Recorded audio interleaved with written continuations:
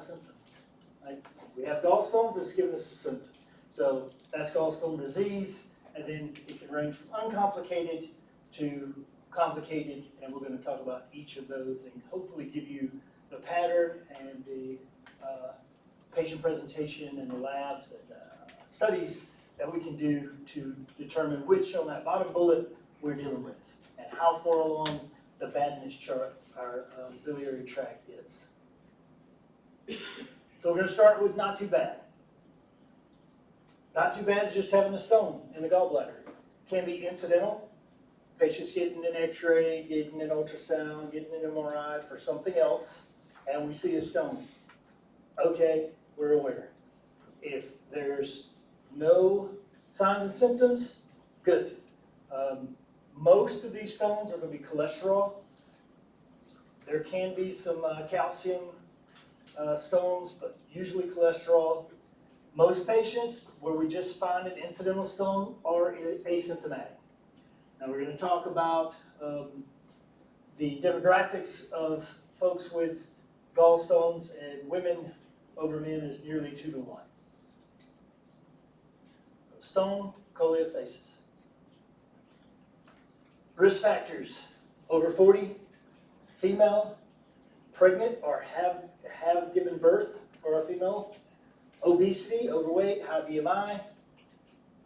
Rapid weight loss is also a risk factor because we're losing weight quickly and maybe concentrating some of the fats and other things in our system. Diabetes also a risk factor. Liver disease we talked about at length over a few days. So liver disease is high on the list of risk factors for causing gallbladder stones.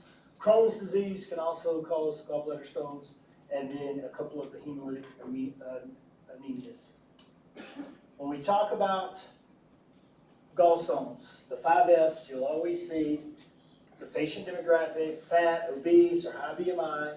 As I said, normally 2 to 1 for females, 40, third F, fertile, either pregnant or have had children, multiparous, have had multiple children, or a single, or currently pregnant.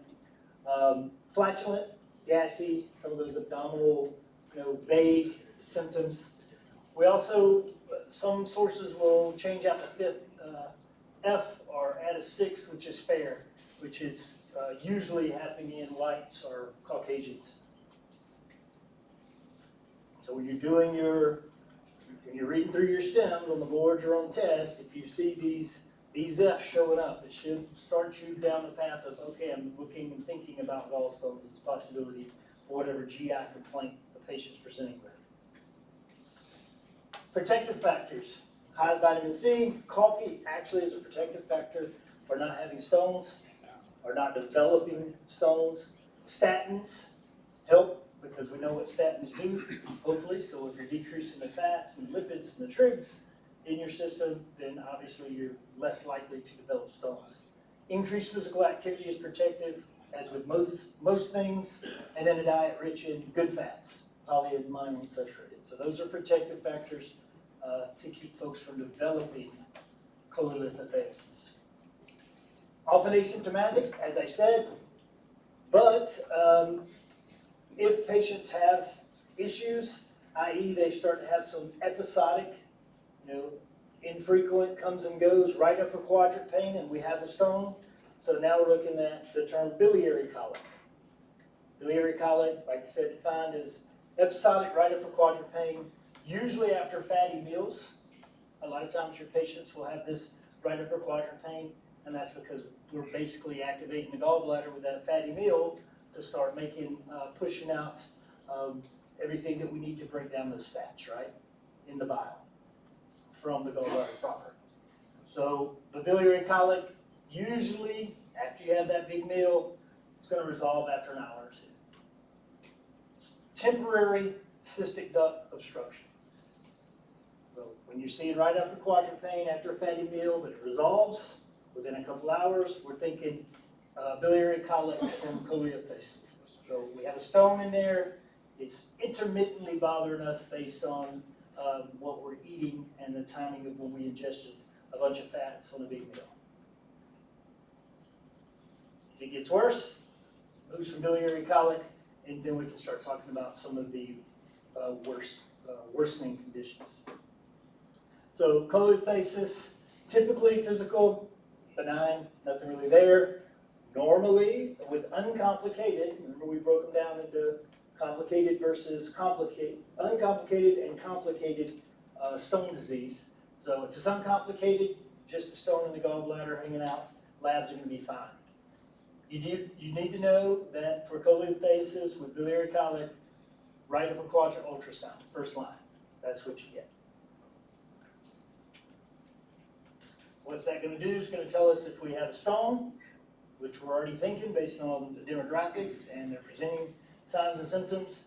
And then we do a quick right upper quadrant ultrasound. We can see stones, or we can see some sludge, which is some thickening, actually, of the bile. So getting thicker, not moving as well through the biliary tract. But know that that's the first line for cholestasis. So if they're asymptomatic, they don't have anything going on, we do nothing. We're aware with stones in the gallbladder. If they're having intermittent, that mild biliary colic, that intermittent right upper quadrant pain, give them some NSAIDs, or if it's even severe for a short time frame, we can consider opioids. If it's severe, try to avoid it. Hopefully we can treat it with just NSAIDs. There is a medication you need to be aware of, which is a natural occurring bile acid that can improve bile flow, and it's there for you, the ursodeoxycholic acid, or ursodiol. It can relieve the symptoms of the biliary colic because it just improves, it's a natural occurring bile salt, so it just improves bile flow through the system. If we're getting after trying to dissolve stones to prevent a complication, we can use ursodiol, but it takes many, many months for the gallstone to be dissolved by the ursodiol. But it can be done. If we start having more reoccurrence of the biliary colic, we can go ahead and move to a cholecystectomy when they're asymptomatic. If this has happened a lot, their pain's not getting better, the pain's not being controlled, or it's happening so often that it's affecting, their lifestyle, affecting their how they have to eat, how frequently they can or cannot eat, and if they start having a lot of the biliary colic symptoms, then we can do the cholecystectomy electively. Now we go to worse, right? So notice the pattern shift. So acute cholecystitis, first of all, it sounds worse, right, than cholelithiasis. So now we have an acute cholecystitis. 90% of the time, this is complicated gallstone disease. There are a couple of other causes, but think gallstone normally in acute cholecystitis. If patients are critically ill, sometimes they're more at risk for acute cholecystitis. And if it's due to being clinically or critically ill and you get cholecystitis, that patient has a high mortality rate. So before we were talking about biliary colic, intermittent blockage, right? Intermittent blockage. Now we're getting persistent obstruction. So the cystic duct is persistently obstructed, which is going to cause inflammation. That's why it says itis at the end of cholecyst. So cholecystitis. Persistent obstruction of the cystic duct. Now we're getting some inflammation. After a large fatty meal, why does that typically precede acute cholecystitis? Because that large fatty meal triggers our gallbladder, right, to release the bile. Then the gallstone is there, and so it's backing things up, blocking the exit, causing pressure, inflammation, and pain. So it makes sense functionally why after a large fatty meal, if you have a stone that's obstructing the cystic duct, and you eat a large fatty meal, it tries to get the bile going in the digestive process, but there's a stone in front of the wall, or in front of the exit, really, and the bile can't get out. So then we have our signs and symptoms presenting. How's your patient going to look now that we have acute cholecystitis? Well, they're going to have right upper quadrant pain, but instead of it stopping or ceasing to give them issues after a couple of hours, once we get up to 4 or 6, greater than 4 to 6 hours, now this isn't just biliary colic. Now we've got acute cholecystitis. Sudden onset, usually after that large fatty meal, steady right upper quadrant pain may start radiating to the back or the shoulder. And so we're going to go ahead and say it's biliary colic until, it's over 4 to 6 hours. Now it's acute cholecystitis. That's our key timing marker, right? If your biliary colic hasn't resolved in 4 to 6 hours, we bump it over into the worst category, more worse than just stones, and we say, and intermittent blockage. We say now it's biliary colic, and these patients are going to often have nausea and vomiting. So you can see how the symptoms are ramping up, right? And they can have low-grade fever.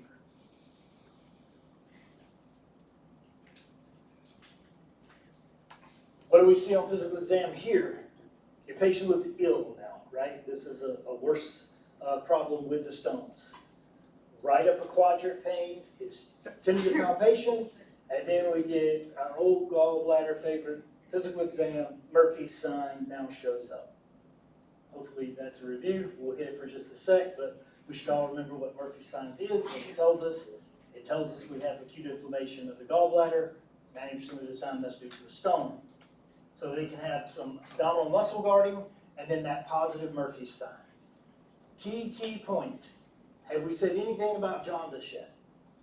Nothing about jaundice. Right. So no jaundice yet, not with acute cholecystitis.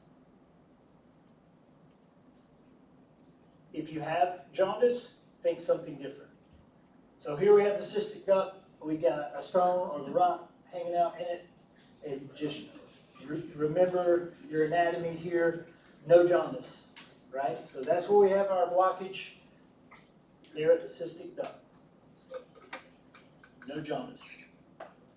Murphy's sign, we get that patient when they're lying on their back, knees bent, and we're going to have them expire. Then we're going to go right underneath with the provider's hand right under the ribs there, and then we say, okay, now go ahead and take a big deep breath in. Diaphragm's going to push that gallbladder down into where our hand is, right? So when they take that big deep breath in, as the diaphragm pushes the liver and the gallbladder down, and it comes in contact with our hand, they have that catching their breath or that gasp or stop, do that, get away from me, whatever the case, positive Murphy sign. Inspiration and pain. Pain on inspiration when you're there at the costal margin, just below the liver's edge. Should be a review. The first time it's going to show up now is with the cholecystitis. If you need a further review, you can go back and review this slide. So what are we going to see on the labs now? It's white blood cells on CBC, so leukocytosis. As I mentioned, there's no jaundice, so bilirubin causes jaundice, so is the bilirubin going to be up with acute cholecystitis? No. Bilirubin should be around normal. Uncommon. If you start seeing increased bilirubin in jaundice, we're thinking more worse than acute cholecystitis, right? We do have elevations of ALK phos and ASLT, but we don't have that cholestatic pattern, which, if you can remember back, or when you start reviewing, remember what that cholestatic pattern is, that ALK phos is elevated more than AST, ALT, and the bilirubin is also elevated. So we just said that the bilirubin elevation is uncommon, so we don't have a cholestatic pattern. If we do, we're not thinking it's acute cholecystitis. So yes, your LFTs will be up, but the ALK phos and the bilirubin will not go up, which we see in a cholestatic pattern. Might have a mild or moderate elevation of amylase, more associated with pancreatitis, but it can be there. The big thing is knowing about the bilirubin and that all of the LFTs go up a bit, but not in a specific pattern associated with some of the disease process we talked about earlier in the week. What's the first test? Same thing, right upper quadrant ultrasound. Same thing that we did for our colic, right, biliary colic. May show gallbladder wall thickening. Obviously, may pick up the stone. That's what we're hoping for. When the patient is getting this ultrasound, they may have a sonographic Murphy sign, right? I'm putting the head of the ultrasound there where I'm expecting to try to look at the gallbladder and the liver, and that Murphy sign that we did with physical exam, now you're just doing it with a wand, right? With a transducer. So they may have that catching the breath and stopping inspiration when they're actually getting the ultrasound exam. There's a HIDA scan of the cholescintigraphy scan. It's done with hepatic aminoacetic acid. Usually not necessary, right? It's a nuclear medicine test. We're looking at function, just like we talked about the difference between the Doppler color ultrasound, looking at function versus just the sonography that we use for the EFAST exam. Here, in a HIDA scan, that's going to look at function as well. Trying to look at the bile flow throughout the entire biliary duct system. Really often not needed unless the ultrasound is equivocal. But you're always going to do the ultrasound first. There's just a couple of photos that won't be on your test. There you're seeing in the common bile duct, see how it's narrowing down on the HIDA scan with that radioactive marker, CBD, the common bile duct started to narrow down. And then the ultrasound on the right, I don't know if this is cystic duct or not, I can't tell you, but I do know that there's stones that should not be there. And you really can't tell in someone who's way better with ultrasound, be able to say, oh yeah, that's in the cystic duct. But not positive, but it's definitely stones somewhere in the biliary tract. Once again, I won't give you these images on your exam.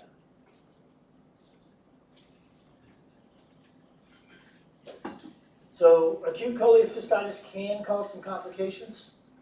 We can get gangrenous from it. Usually that's in our already immunocompromised patients, diabetics or elderly. So they're going to be septic, right? They're going to have the common symptoms, but now they're septic because they've got gangrene from the acute cholecystitis infection. You can get a perf.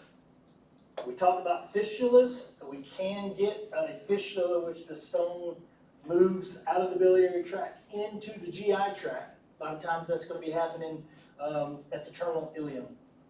So that gallstone can move into the GI tract, and when it does, we can get a gallstone ileus. And we've talked, and you should be familiar with what ileus looks like.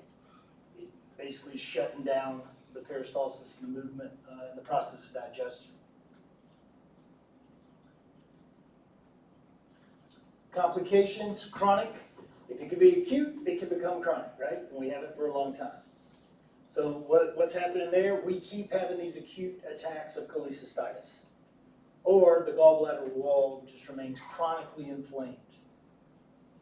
This happens when we don't get the stone or the gallbladder out. And if patients, for whatever reason, have a contraindication to surgery, and we leave the stone in there, in the cystic duct, they can start to develop these chronic symptoms and some chronic changes. One that you can see on exam, x-ray sometimes, other scans, is what we call a porcelain gallbladder. So due to that inflammation, the intramural wall of the gallbladder starts to get damaged and calcified. So it shows up, we call it a porcelain gallbladder because it shows up radiopaque, looking like just a white impression of the gallbladder from the chronic calcifications and inflammation going on inside the wall from chronic cholecystitis. How do we treat acute cholecystitis? They're going in the hospital. So the big one is giving them some fluids, controlling their pain, sometimes antibiotics, because it says itis at the end, right? So there's some inflammation. And then ultimately, we're going to get a laparoscopic cholecystectomy. That's depending on their presentation and the severity. So ultimately, our acute cholecystitis or chronic cholecystitis patients are going to have the gallbladder taken out, and the method of choice is going to be that laparoscopic gallbladder removal.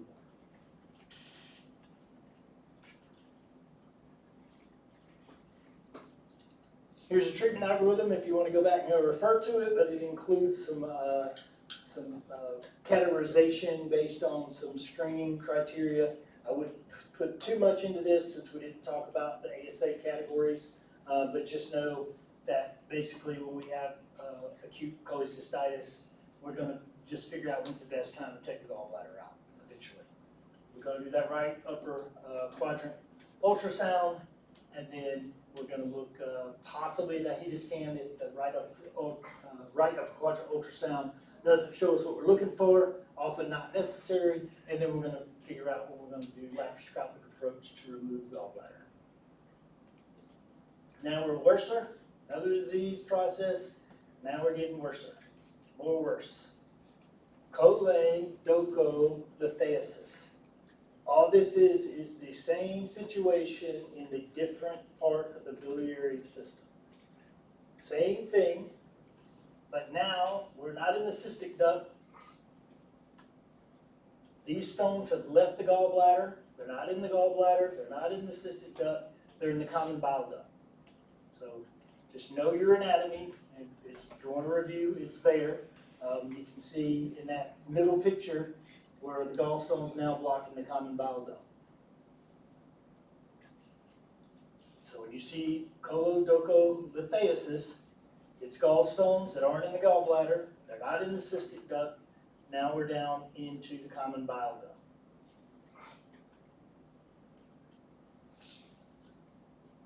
As I said, by definition, it's the presence of those gallstones in a different location.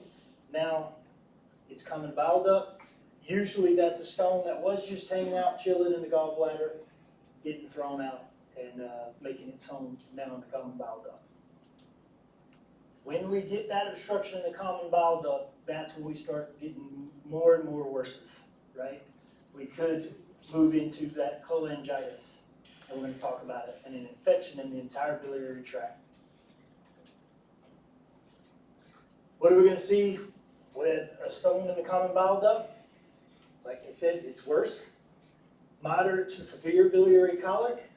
Now we still have that right upper quadrant pain, which we've had in every situation so far, other than uncomplicated stones, just choledocholithiasis. But now jaundice comes to visit, right? So our bilirubin now goes up. Could be intermittent during these attacks, but this is the first time we see the classic bilirubin increase on labs and on physical exam, that yellowing of the eye and the skin. Nausea and vomiting begin, but jaundice now makes itself known. That's your big clue that we have a stone in the common bile duct, is because of that, where that blockage is taking place. Now our bilirubin's going up, and we're going to have that cholestatic pattern, right? Because bile isn't flowing through a common bile duct that has a big stone in it. What are we going to see? As I mentioned, cholestatic pattern. ALP is up over AST and ALT, and bilirubin's up. So jaundice, right upper quadrant pain, common bile duct stone. You're going to see once again the leukocytosis on the CBC. Now we want to look at that amylase and lipase, because we'll talk further in the next lecture. Because it's in the common bile duct, now we can have things backing up from where the pancreas joins in with the bile duct.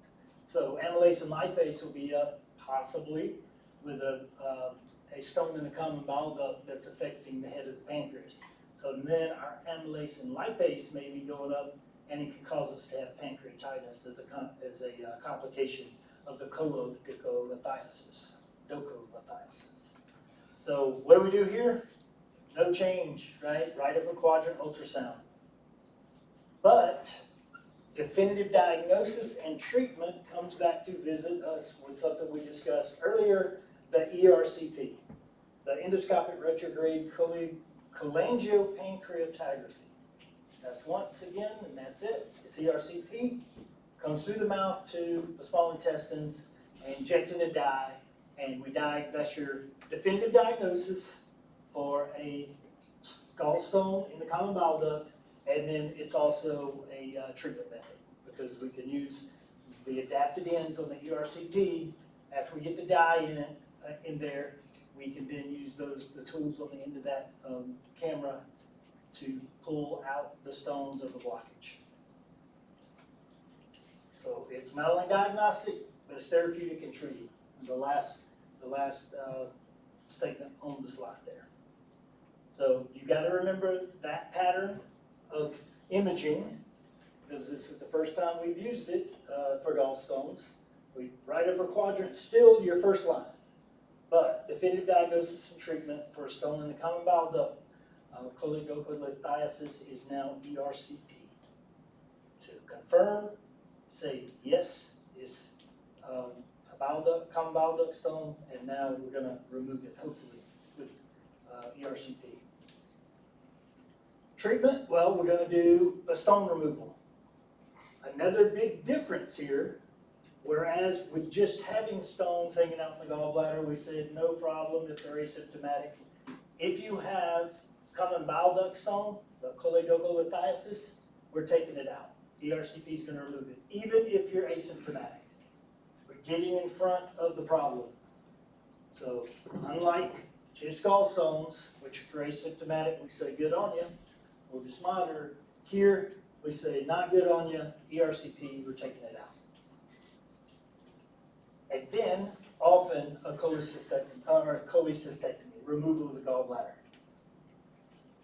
Often a laparoscopic cholecystectomy, to keep the situation from reoccurring. Complications, this is where it gets really bad, is ascending cholangitis, and then we'll talk about pancreatitis in the next lecture. But complications of that common bile duct stone can be ascending cholangitis. That's why it's the worstest. Acute cholangitis. You need to know Charcot's triad. Very simple, but now we have fever, right upper quadrant pain, jaundice. Sometimes you'll see it referred to as ascending cholangitis, because bacteria is moving up from the duodenum through the bile duct and moving up the bile duct system. This is a medical emergency, acute cholangitis. Complications from common bile duct stone. Right upper quadrant pain, fever, chills, and jaundice. Medical emergency. Get them to a hospital and get them quick. Now, the most worstest of the worstest. Acute suppurative cholangitis. So we got the same things going on. Right upper quadrant pain, fever, chills. Now we're getting rigors, that intense shaking and freezing cold rapidly. Jaundice is still there, but now we get altered mental status and our blood pressure is crumping. Our patient's going into septic shock. So Charcot's, add two things to it, the altered mental status and the hypotension. Now we got Reynolds pentad, and now this is a surgical emergency time. Now, acute suppurative cholangitis. So before it was just acute cholangitis, which still is a medical emergency, but now it's a surgical emergency. Get them to the OR quickly, because now we have those septic signs and symptoms showing up with altered mental status and their blood pressure decreasing. So know the difference between Reynolds and Charcot's, and know the difference between acute cholangitis versus acute suppurative. This is just a picture, a cartoon of acute cholangitis, and then Charcot's triad there on the top, and then the acute suppurative on the bottom for the visual learners. Lab testing for acute cholangitis. We're going to once again see those white cells on the CBC, leukocytosis, cholestic pattern, because we probably have a blockage in the bile system. Amylase is probably going to be up a little bit. and we'll talk about that versus what we see in pancreatitis later. So basically here we need to do a blood culture and figure out what's growing that probably came from the small intestine up through our biliary tract so we can treat it. And then C-reactive protein, just a marker of inflammation is going to be out, right? How do we manage it? You get them to the hospital. You give them supportive care. We're going to culture whatever is the fluid that's in the bowel tract and see what is growing so that we can get after the specific bug that's giving us the cholangitis. And then the ERCP we're going to use for biliary drainage and getting rid of the obstruction, and then we're going to do surgery if we can't get it out with the ERCP. ERCP, get the stone out, doesn't happen, we don't get the bronchus removed, we can do surgery for the stone, but then we're also going to do a cholecystectomy once we clear the infection. So get the stone out first, then once the infection's gone, we're going to go ahead and get rid of the gallbladder so this doesn't happen again. This is an urgent ERCP for acute cholangitis, followed by, after we get the bugs killed in the biliary tract, a cholecystectomy, because we don't want it coming back. And this will be IV antibiotics, obviously. Probably some empiric until we get the blood culture or the cultures back. And then after the cultures are back, we'll get back to whatever the bug's susceptible to. Nice chart of all the things we just discussed. You can go back and review it. I like this one a little better. There's some more information on this one, but this next one is, I would say that if there's anything I'm going to memorize in this lecture, I'm memorizing that. And you shouldn't have to memorize it if you think about the terms, but that's a good diagram of how it progressed from a gallstone to a gallstone with pain and fever. Then the gallstone, throw in jaundice. Now we got a common bile duct stone. Now throw fever on it. We're worried, go to the hospital. You got cholangitis. And now we've got septic signs and symptoms with altered mental status and hypotension, suppurative cholangitis. So that's quick, down and dirty, how to keep them separated. And I promise you, once again, you will see this for the rest of your PA career, training, and as a practitioner. Just a brief discussion of carcinoma of the biliary tract. So cholangiocarcinoma, cancer of the bile ducts. It's rare, but when you get it, it has a very poor prognosis. It's often diagnosed late because it has an insidious presentation. Usually, you're getting some other procedure done for the gallbladder or the biliary tract, and then it's found. So cholangiocarcinoma, that's cancer of the bile ducts. Different from liver bile duct cancer, right? Which was what? HCC, hepatocellular carcinoma. So don't get the two confused when you're reviewing. So often your patient's going to have that obstructive pattern of jaundice. Outfos is up, bilirubin's up, but painless. What we normally will see on imaging is the entire biliary tree will just be dilated. So there's a special sign associated with cancer of the biliary tract, Cavassier sign. Here, we're going to palpate the gallbladder. We normally shouldn't be able to do that. We're palpating a gallbladder. We can feel it. It's enlarged, but it's painless. Painless enlargement and jaundice. Also associated with pancreatic cancer, but no Cavassier sign, palpable gallbladder, painless obstructive jaundice.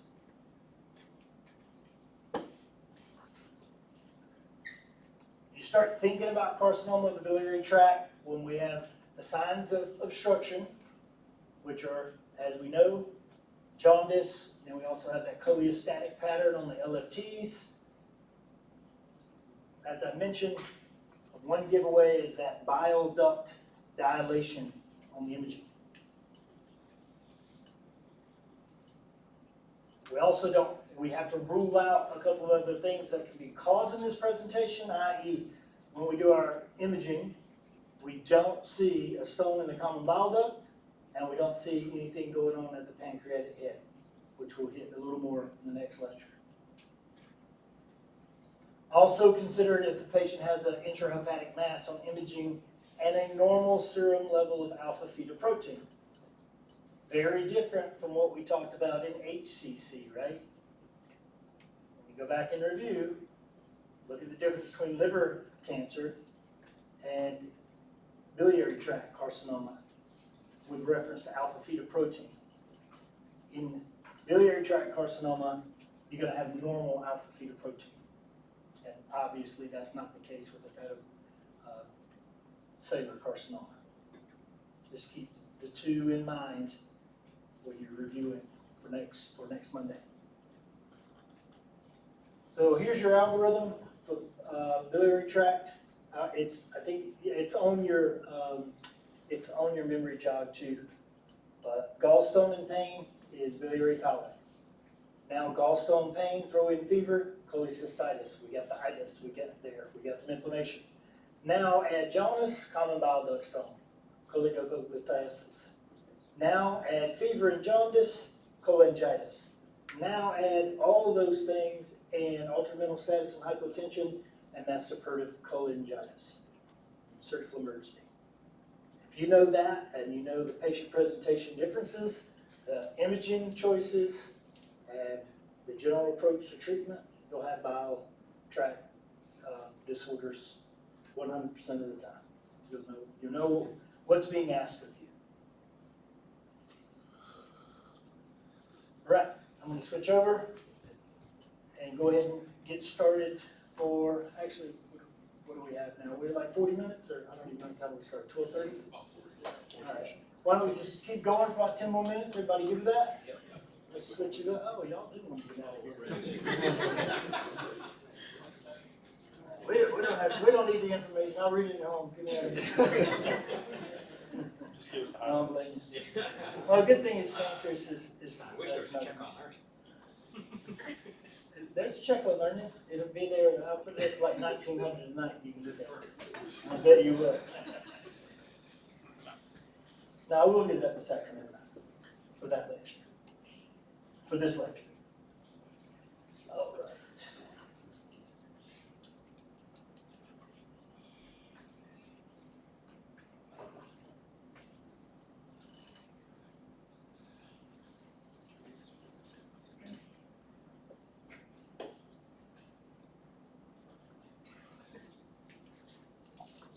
All right, last lecture of GI. Here we go. Disorders of the pancreas. Basically here, much easier than the biliary tract and biliary tree, if you have, is we just look at three main things. Inflammation that leads to pancreatic failure and possibly leads to malignancy. So once again, pattern recognition. Acute pancreatitis, chronic exocrine pancreatic insufficiency versus endocrine pancreatic insufficiency, and then pancreatic cancer. So we're just thinking acute injury to the pancreas, chronic damage to the pancreas, then it stops doing what it's supposed to do, and then we can get malignancy or pancreatic cancer. So should be a quick review. What does it do? It's an accessory digestive organ. It's retroperitoneal by location. Just to review, if you need to go back and remember and learn what the pancreas is and where it's at, that'll be there for you. So what does it do? It secretes pancreatic juices, right? Fluids for digestive enzymes, and these are exocrine, right? Exocrine. And we'll talk about some specific anatomy there. If you look down on about halfway on the slide, the pancreatic ducts, and then some specific anatomy based on where we might have stone disease or inflammation as the patterns that we're going to see. And we'll hit those as we go through each disorder. Remember, we're talking exocrine function of the pancreas today. Endocrine functions of the pancreas, what are they? Anybody remember? Hopefully, right?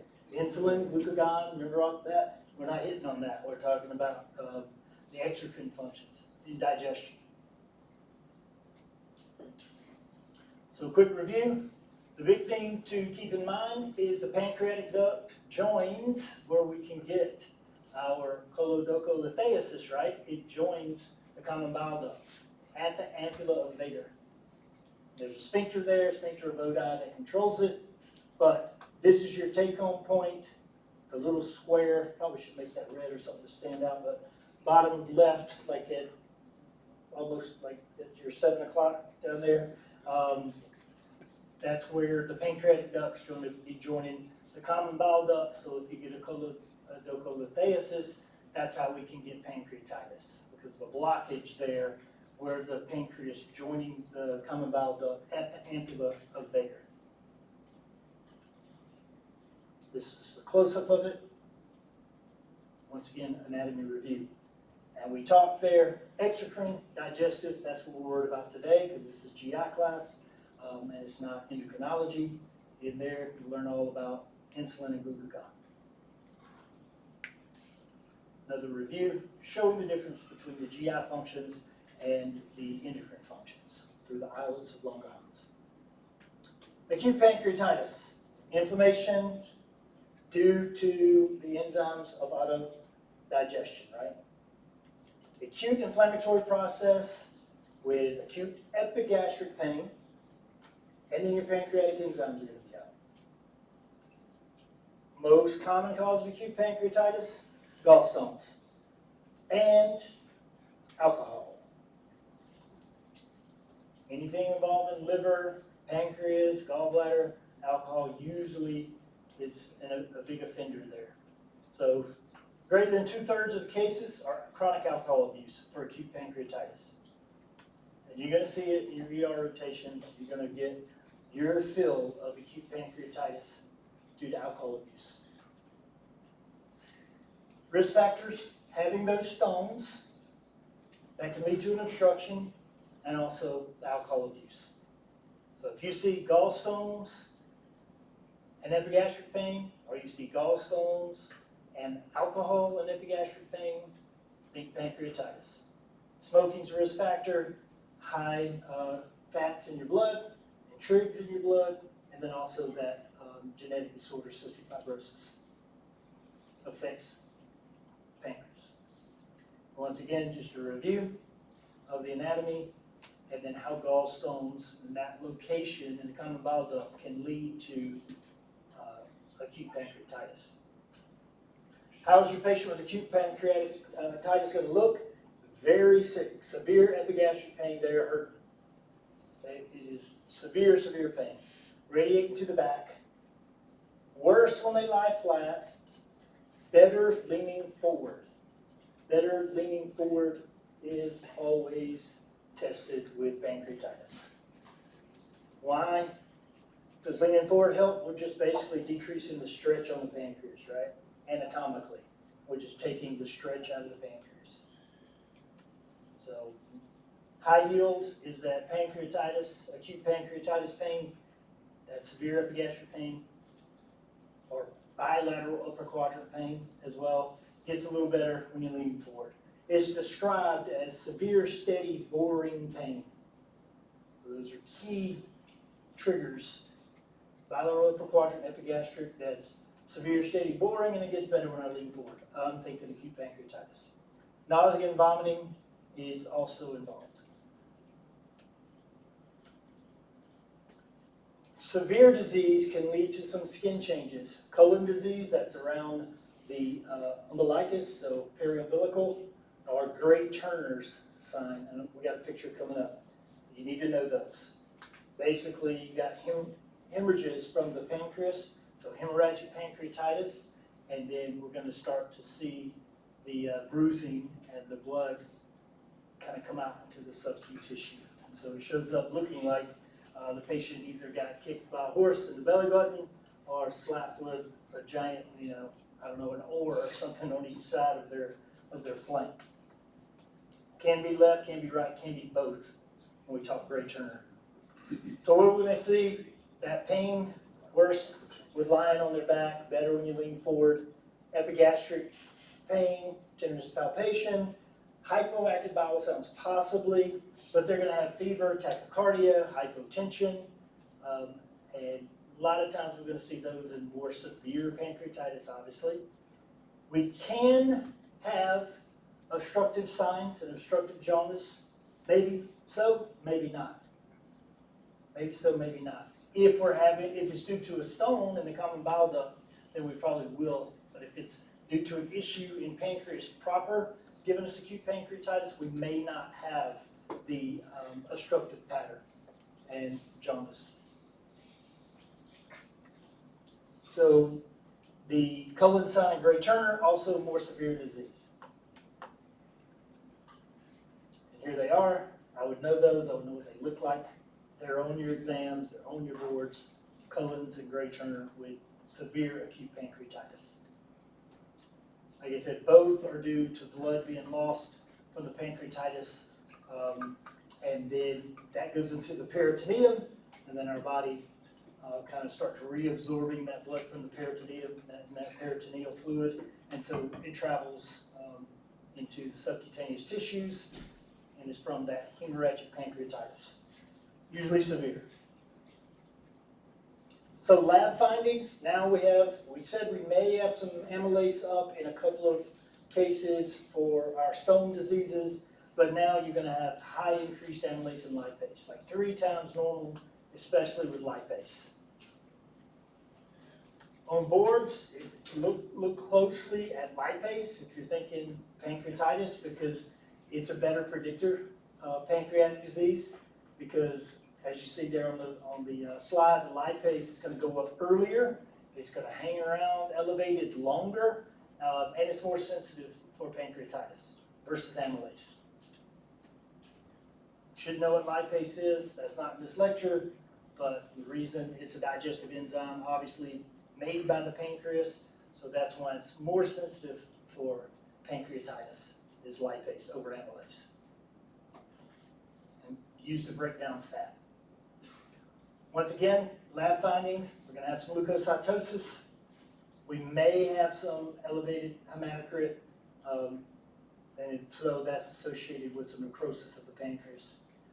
Our metabolic panel is going to show possibly elevated BUN, but we do often have this cholestatic pattern with elevated alk-phos and bilirubin, but your amylase and lipase are the big ones that focus on pancreatitis.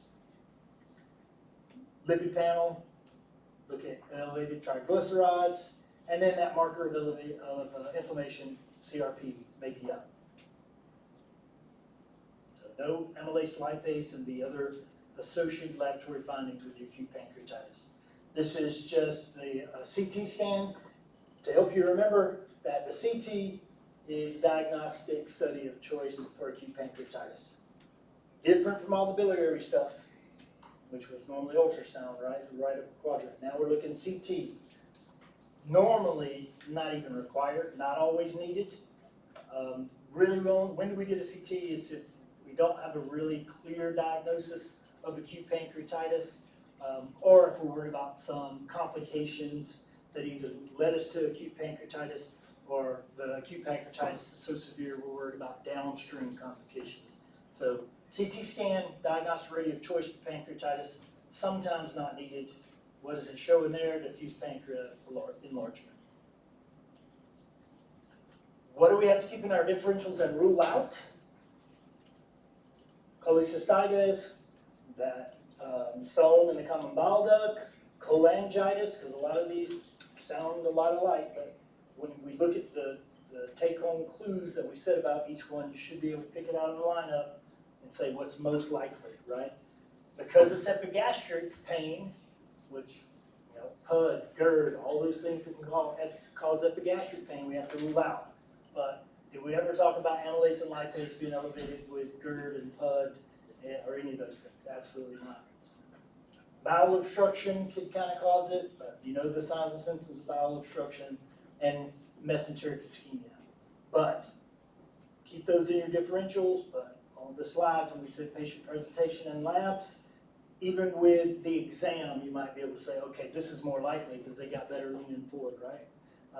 So there's those clues that you have to differentiate and rule out those differentials, but they're still on your mind until you can rule them out and rule acute pancreatitis in.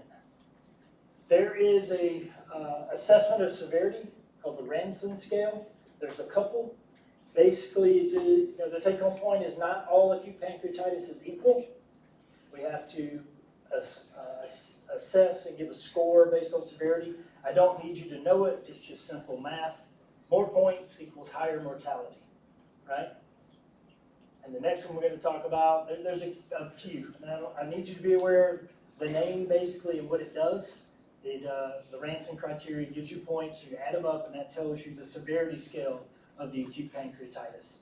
And on the next study is the Atlanta classification when we talk organs and organ failures versus the metrics that we're looking at. There's a couple on there you might not be familiar with. Base deficit, that's just basically saying, as far as when we look at the blood, how acidic has this patient become, how much base we need to add in to get it back to normal, to return the blood to proper pH. You don't need to know it, just save you some time from looking it up. If you were to get that down in the weeds, I wouldn't, but if you're that curious person, the next one is fluid sequestration, and that's just basically looking at fluid in, fluid out to see how much you're third compartmentalizing, right? So if your fluid in doesn't equal your fluid out, and it's staying somewhere, so it's going into the third space compartments, interstitial, abdominal cavity, those kind of things. That's what those last two are. And then Atlanta classification, once again, severity of acute pancreatitis, more organ failure equals more worse, right? Worse prognosis, which is kind of intuitive. So these are the other assessments of severities. Don't just know that there's others, but I don't need you to know the names on those. Complications, we can have this fluid from the acute pancreatitis can start to collect, which can start to cause us to have abscesses, phlegmon. Pancreatic pseudocyst is basically just a fancy term for an abscess from the pancreas. Acute necrotic collection, so kind of leading towards that gangrene. So we can get necrosis and abscess. All the things we think about when we let a infection and bacteria start to run wild and it doesn't get treated. So abscesses, necrosis can be caused from acute pancreatitis if it's not treated early. Treatment, ERCP for gallstone pancreatitis, because we get after it the same way we did for the gallstones that were affecting the biliary tract. Early ECP, if it's gallstone related, which is normally going to be CBD, right? Common bile duct, choledochothiasis, normally is the one that's going to cause this acute pancreatitis. ERCP quick, like within the first 24 hours of admission.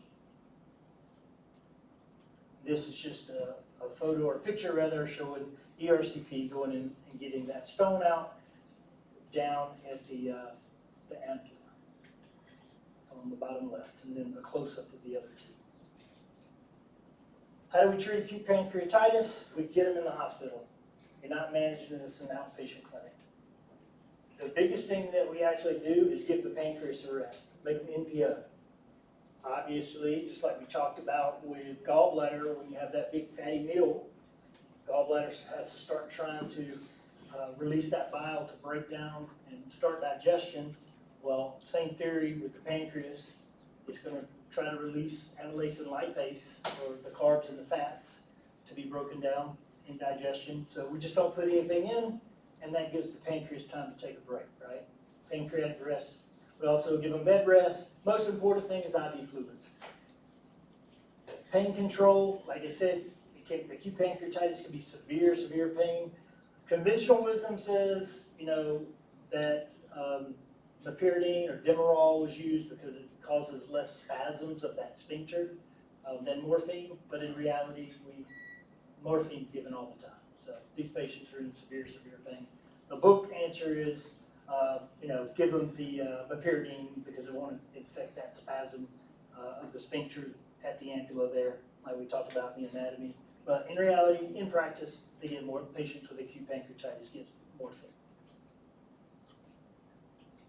Severe disease, now we just go to the ICU. They just go up a floor, right? So now they're in the ICU and you get the surgeon on board. Once again, fluids and monitoring their hemodynamic status, and then antibiotics if necessary. Like I said, a hepatologist, a gastroenterologist is treating this once they get admitted.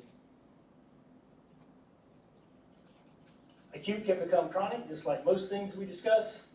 What happens there is we have irreversible fibrosis and loss of function of the pancreas, right? Stiffening, hardening of the cells, irreversible, and then we start to not be able to do our exocrine thing and our endocrine thing from the pancreas. Stops functioning. Guess who this happens to? Our alcoholic patients. Usually it's alcohol. Know that the chronic pancreatitis is usually from alcoholics, not from a stone in the common bile duct, because we do an ERCP and get it out of there.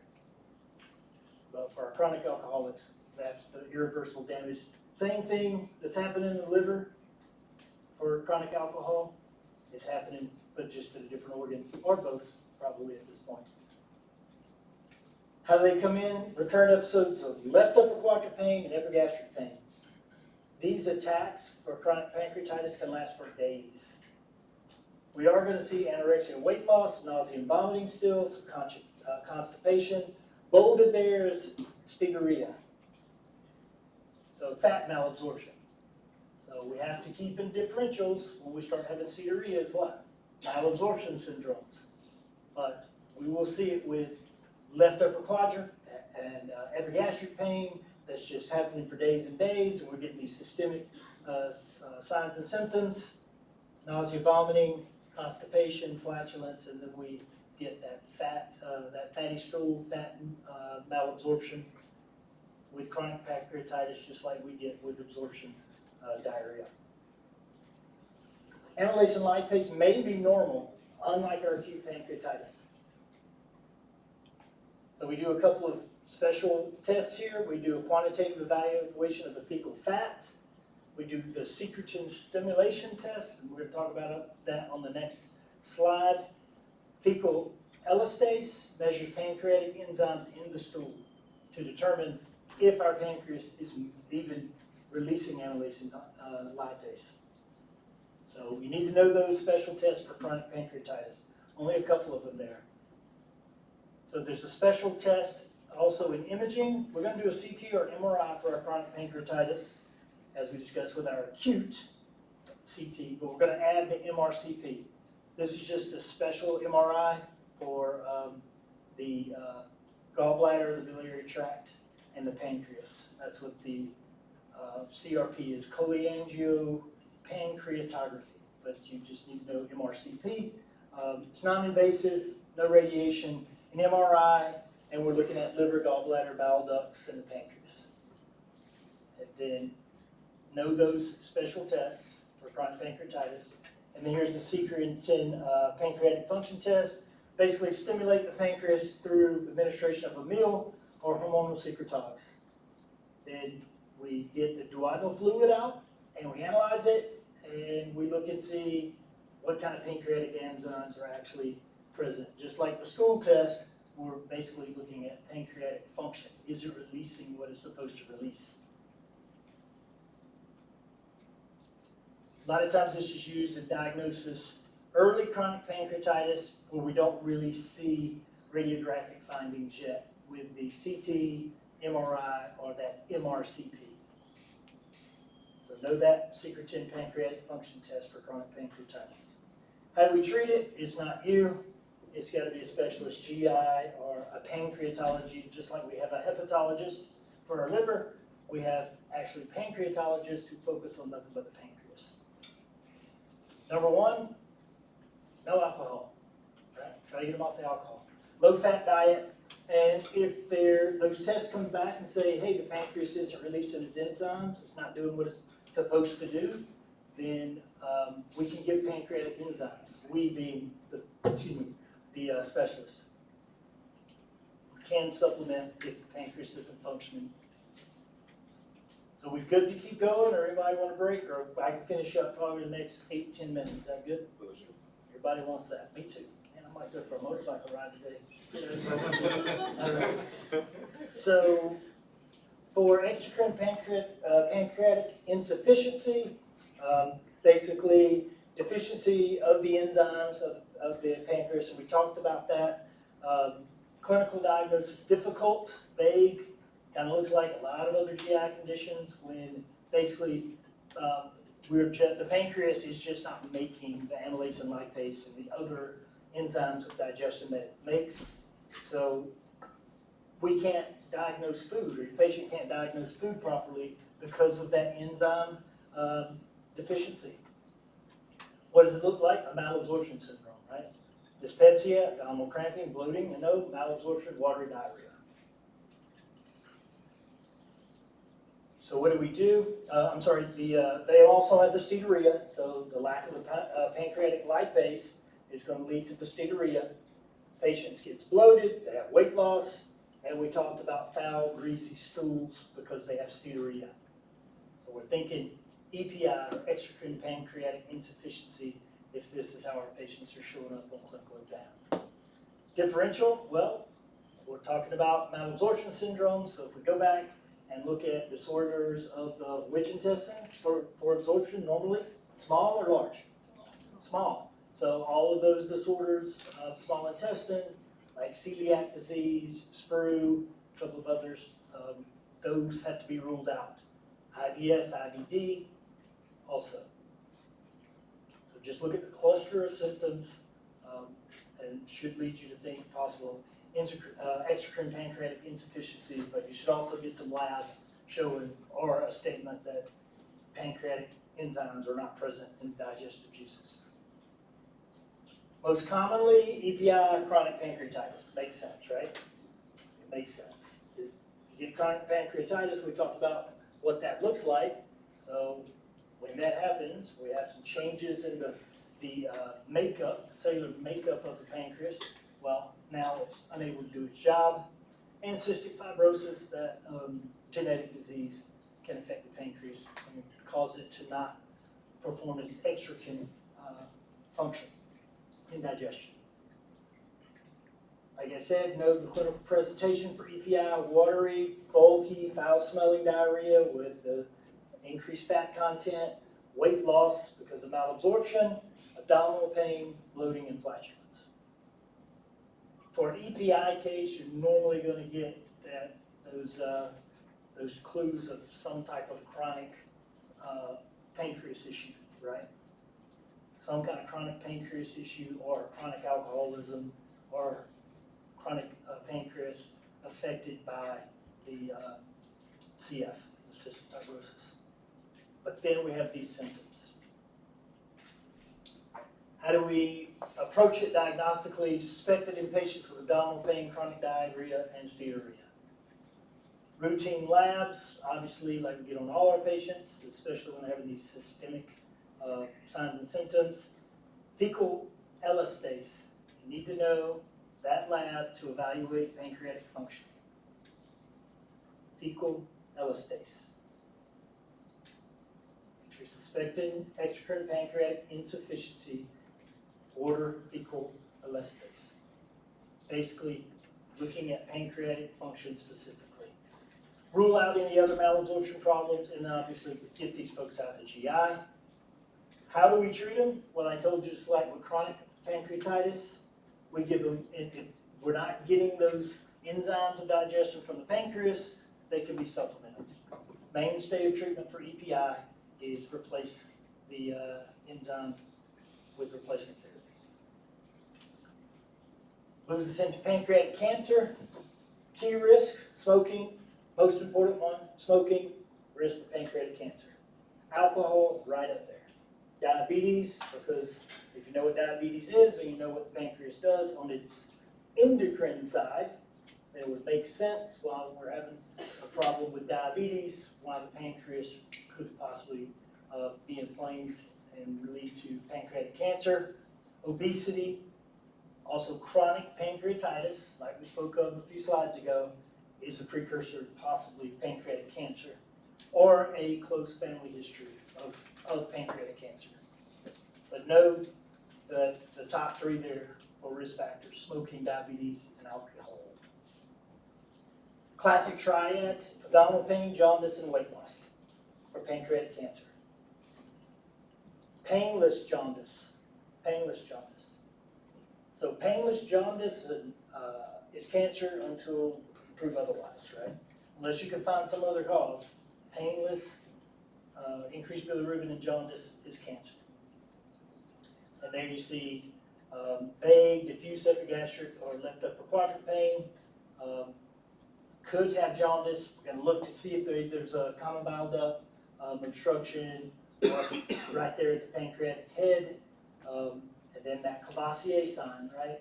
Non-tender palpable gallbladder.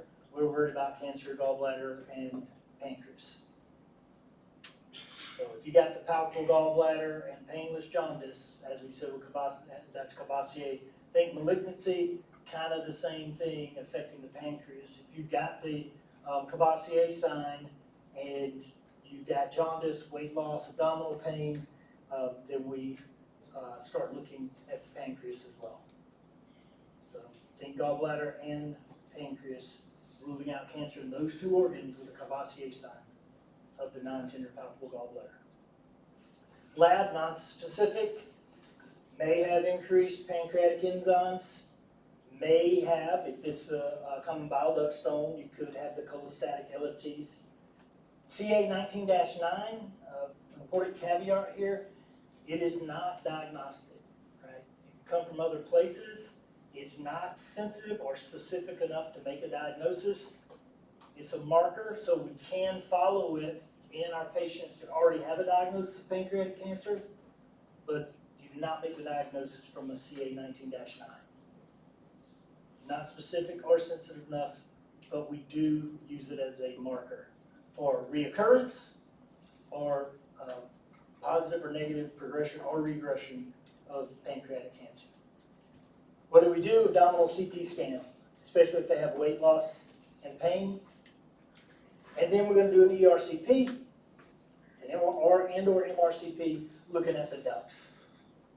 Treatment, surgery, Whipple process. You can read about it. I'm not going to test you on it. They may, in phase 2, ask you about the Whipple procedure for pancreatic cancer. It's long, extensive. You're in the hospital a week plus, taking out multiple things, so be vaguely familiar, but you're not going to be tested on it here, but you will get it when you get out into surgery rotations in phase 2.